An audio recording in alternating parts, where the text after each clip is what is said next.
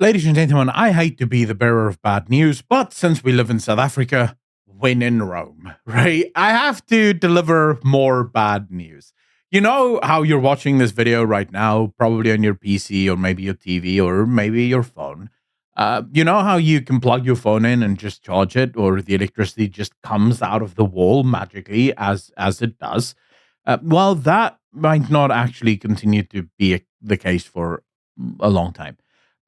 It appears as if Eskom is in far bigger trouble than we could ever have imagined. Just want to say a huge thank you to all of the supporters and patrons of this channel. By becoming a member or a patron, you help support the news that we bring and also allow me to do even more in the future. So huge shout out to all of you. Thank you. Anyways, enjoy the video. Bye. The problems at Eskom is simply mounting. Eskom is struggling to meet its energy availability factor. It needs to be at around 70%. Energy availability is how much energy you potentially can produce and how much of that you're actually producing. Although we're currently struggling at about 57%, which is actually lower than what it was last year. So we're actually going down a little bit since last year. We have another problem, which is actually perhaps even bigger than that. So here you have, for example, the weekly energy availability factor, and you can see here 2025 is the yellow line. Look how far down that is from 2024, right? Okay, 2023 is well below that, but remember 2023 was still at the heart of massive amounts of load shedding. The other problem, of course, for South Africa is the fact that almost all of our power stations are about 40 years old. Right? The average age is about 40. This means that a lot of these power stations will soon have to be decommissioned because most of these power stations have a maximum life of 60. That's maximum. The problem is that most of them will break down more and more as you reach that sort of end of life. Not to mention the fact that you have Kusile, for example, that was just brought back online not that long ago. That was done with secondhand parts, because it would have taken too long for us to get a new part here. So we had to get a secondhand one from the Netherlands. So that one will probably break at some point too, because why wouldn't it, right? Then you have another problem. This is just a small thing that I'll put in here for you. OTA has effectively accused Eskom of wanting to charge people with solar panels a hell of a lot more money for electricity, because Eskom is demanding that if you have solar panels as a business or as a homeowner, it must be registered with Eskom. They need to know that you are, in fact, a solar panel user. Now, Eskom says that, no, we're not going to be charging people more. You don't have to worry about it. OTA, I think, correctly makes the case that you guys were the ones who told us we have to do this because you can't get the energy to where it needs to be. Now that people have done it, you seem to be gearing up to punish them for doing what you asked. And the reason for it is Eskom is losing money, a lot of money. You have so many houses that has started to turn away from coal. As you can see here in this chart, right, the non-black lines is anything but coal. And you will see that it is massive how many renewable energy alternatives have started to be added to the economy. Now, some of these renewables will be large-scale renewables, but a lot of this is just like the yellow lines there. That's solar. That's people at their homes, at their businesses, trying to get off the grid or at least sort of hedge their bets against what is a failing power utility. And you kind of have to ask yourself, why would Eskom need this registered? Right? It makes no sense. Not really for Eskom. What is it that they want to see?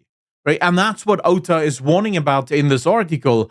The only reason Eskom could possibly ask for this, and Eskom has floated this idea before of charging people that have electricity or that have solar panels more, right? Unless you're fully off the grid. But if you maintain an Eskom connection, they'll charge you more because you may use electricity during a time that the country doesn't have electricity, right? And you're not being accounted for. But then they said, no. That was just an idea. We were just sort of spitballing, but we thought that was a terrible idea. We live in South Africa. If there is an opportunity for any government affiliated company or the government to get more money out of you, they'll get more money out of you. But now we get to the actual reason you have not been experiencing load shedding in this country up until now. Eskom is burning diesel at an alarming rate, ladies and gentlemen. Up to $5 billion or rands have already been burnt in diesel just in 2025, and we're only about halfway. That means that by the end of this year, we'll probably be at about 10 billion. It could even be higher because this doesn't even factor in the winter months, because that would not yet be available on their financial sheets because they don't have to make them public until the end of the quarter, right? So we could very quickly look, and you'll see when you read this article from the Daily Investor, they show how Eskom warned, right? If we go over 13,000 megawatts, so if the unplanned maintenance goes over 13,000 megawatts, we will need to implement stage 2, right? And if it goes over 15,000, we'll need to implement stage 2 for about 21 days, right? But we did go over it. In fact, we went over it on the 27th of June. We went to 15,137 megawatts, yet there was no stage 2 load shedding announced. Eskom put out a press statement saying, no worries, boys, we've got this. We've got this because we're burning diesel. Now, diesel is great for a number of reasons. It gives you that hedge so that you don't have to switch off the lights, because load shedding is really bad for the economy and really bad for people, right? But those diesel generators and the gas generators that we have, they're not really built to be running constantly. The idea behind them is they're meant to be an emergency tool. When you have to do maintenance, you can switch them on and then you switch them off. You give them time to sort of calm down and you do all of the maintenance required on them. If you burn these constantly all the time, not only will it cost you an insane amount of money, but you're also using it in a way that it's not supposed to be used. So it'll break. And when it breaks, those things are expensive. And you're already burning diesel as if it doesn't cost anything. This is a serious problem.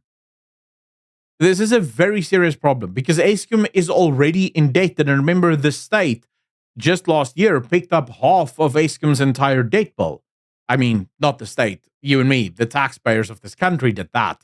We'll be paying for their debts and we're also paying for their electricity. But don't do the math in this country. Just accept that that makes perfect sense. You're paying double, basically, for Eskom's problems. But now you'll also be paying this massive diesel bill. So, that's also fun for anyone that is keeping score in this nation of ours. It's always fun being a South African. Ladies and gentlemen, as always, let me know in the comment section down below how you feel. Are you worried? Are you not? Do you know something that I maybe missed? I'd love to read your thoughts in the comment section down below. As always, hit the like if you like, just like if you didn't. And I'll see all of you in the next one. Peace.